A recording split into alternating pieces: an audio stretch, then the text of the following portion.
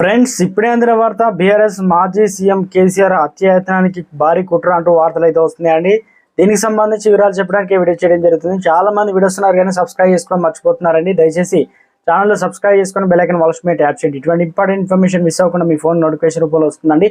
చాలా మంది చూస్తున్నారు కానీ మీరు లైక్ చేయడం లేదండి. దయచేసి లైక్ చేయండి, ఇన్ఫర్మేషన్ అందరూ కూడా తెలుస్తుంది. సీఎం రేవంత్ రెడ్డిపై బీఆర్ఎస్ మాజీ మంత్రి హరీష్ రావు సంచలన వ్యాఖ్యలు చేశారు. మేడిగడ్డ పర్యటనలో భాగంగా ఇవాళ అనగా అన్నారం బ్యారేజీ వద్ద BRS Kaleshwaram project power plant presentation ఇచ్చింది. ఈ సందర్భంగా హరీష్ రావు అయితే మాట్లాడుతూ కేసీఆర్ ఆనవాళ్లు లేకుండా చేస్తానని సీఎం హోదాలో రేవంత్ రెడ్డి అన్నారని, ఆయన దేనికైనా ఒడిగడతారని మాకు అనుమానాలున్నాయని సంచలన ఆరోపణలు చేశారు. కేసీఆర్ లేకుండా చేయాలని సీఎం రేవంత్ రెడ్డి కుట్ర చేస్తున్నారని ఆరోపించారు. బీఆర్ఎస్ ను పడగొట్టాలంటే కాళేశ్వరం ప్రాజెక్టును పడగొడితే సరిపోతుందని రేవంత్ రెడ్డి ఆలోచిస్తున్నాడని కీలక వ్యాఖ్యలు చేశారు.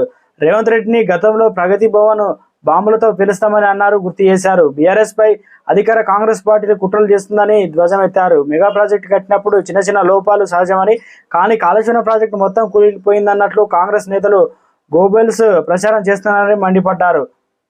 మాజీ మంత్రి హరీష్ రావు సంచలన ఆరోపణలు అయితే చేశారు. కేసీఆర్ లేకుండా చేయాలని సీఎం రేవంత్ రెడ్డి కుట్ర చేస్తున్నారని ఆరోపించడం జరిగింది.